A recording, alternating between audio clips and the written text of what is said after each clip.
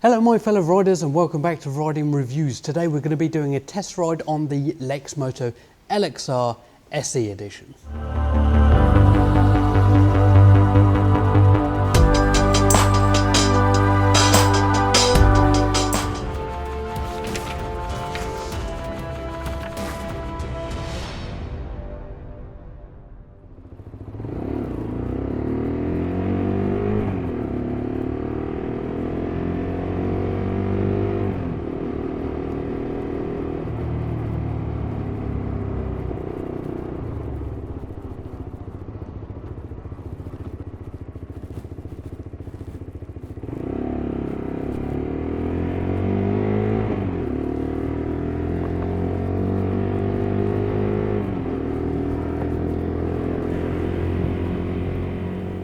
So you came to my channel to find out exactly what it is to ride the Lexmoto LXR 125 SE.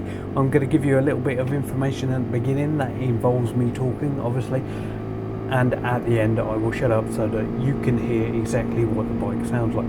Now, all the time I am trying to make my videos better, and this time I've moved my microphone whilst riding around, and I think it sounds a little bit better this time than it did before.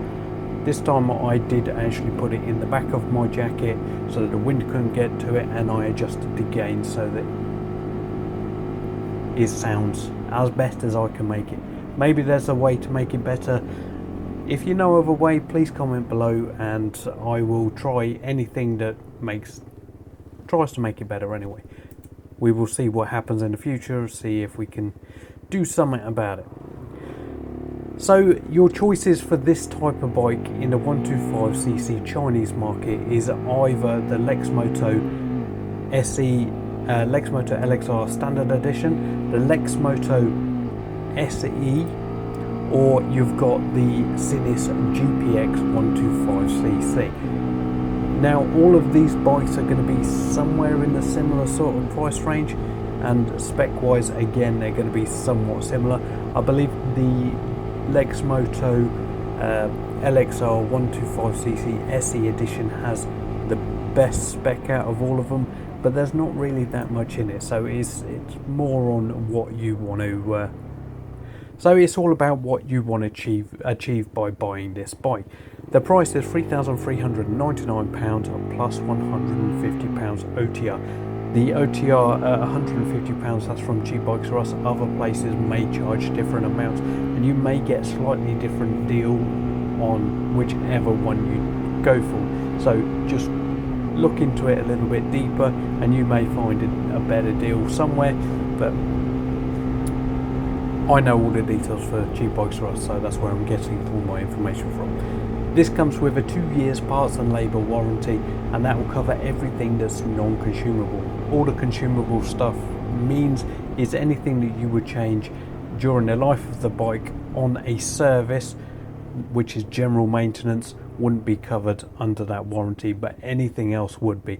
So if it's got LED lights on it, which it has, they are covered under warranty, whereas a bulbed headlight, the surround would be, but the bulbs wouldn't. So it's that sort of thing. When buying these sort of bikes, you want to try and make sure that you get the lowest possible maintenance costs on them as you can. This one you should be looking at somewhere in the region of £75 to £90 per service. Depending on your mileage, you should be looking at least one a year, maybe two, so make sure that you can take that into consideration when you're actually looking to purchase which one. So the LXR SE edition on its own has a couple of features that the other ones don't come with, like a TFT display. I actually really like this display. It has a special feature where it's got a built-in OBD reader. Now this means that if you've got a fault with a bike, you can diagnose the bike on the bike. Obviously, unless it's a battery issue, then nothing is going to work anyway, or a fuse. It's liquid cooled. It's stainless steel, it's got upside down suspension on it, aluminium rear swing arm. The front suspension is adjustable, but the performance out of all of these are going to be in the similar sort of range. So this one in particular comes out at 12.5 horsepower at 11 Newton meters of torque. this set states that you should be getting an average maximum speed of 69 miles an hour. Now this can change depending on some factors, i.e. if you're going up and down hills, weather conditions, how much of a gut you got. So if you're a bigger person, this bike will go slower. If you're a smaller person, this bike potentially can go quicker. Now remember, this one is a Euro 5 edition and it does have a different engine in it compared to the Euro 4 edition. This one comes with a 6-speed gearbox instead. Horsepower on this one is slightly up from the previous editions, but not by a massive amount. One thing to note as well on the LXR SE this year, or Euro 5 version compared to the Euro 4 version, is they did actually lift it up by 20 mil on the seat height. So this used to be about 790 something mil, now it's 820. The one complaint that a lot of people have had about this, well, one of the complaints a lot of people have had about this is when you're trying to get on the bike, trying to chuck your leg over the rear seat, you normally end up kicking the rear seat. So if you've got some boots on like you're supposed to, there is a small potential that you can actually rip the seat with the laces ties on them, and some people have said that. Also, one thing that I dislike about this bike is the shape of the tank. The tank does actually dig into my legs when I'm riding, but some people have said this affects them, some people have said that it doesn't make any difference. So this is my personal opinion, and all of my opinions don't take as gospel. Do your own research, go and sit on a bike before you buy it, because remember, this is quite a lot of money to be chucking at a motorbike if you do not like it. Now, as I said, this is a modern Chinese motorcycle. They're not the same as they used to be. They are a lot better built now than they were previously. And one thing, my pet hate at the minute is between the Chinese and Japanese thing, is I get a lot of comments saying that Chinese bikes are crap. They've always been crap. They always will be crap.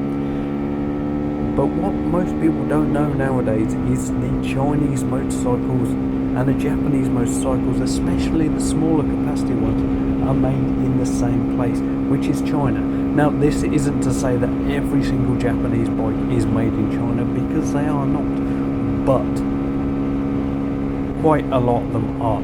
And things like the Honda CBR for the European market is made in 100 meters down the road from the Zhongsheng, which makes the majority of the Chinese motorcycles. And if they're that unreliable, how come Lexmoto are outselling majority of Japanese bikes in the UK now? Now I know I'm going to get a lot of kickback off of this one, but I do not care.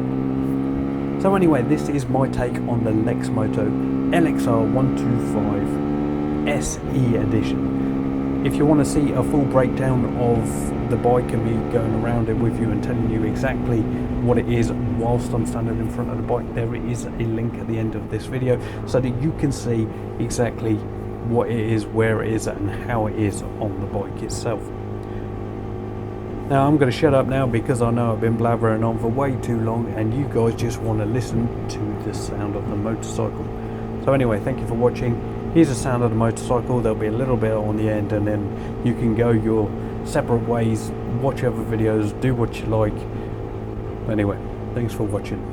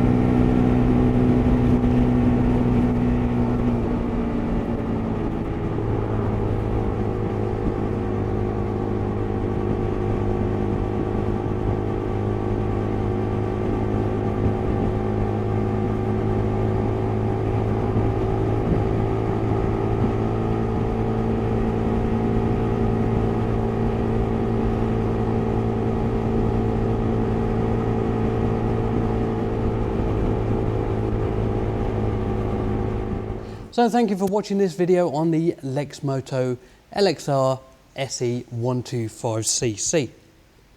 Now I will be doing another video which you can find at the end of this one, and we'll take a in-depth look around it. But for this video we were just doing the test ride and a little bit of talking. Now if you like my video, please comment below, hit that thumbs up and subscribe to my channel to stay updated to all of my latest content. Remember, if you want to support riding reviews, there is some merch at the bottom of this video, or if you go to www.ridingreviews.com, I also have a shop there. All proceeds will go to supporting my YouTube channel so that I can make these videos in the future. But as always, ride safe.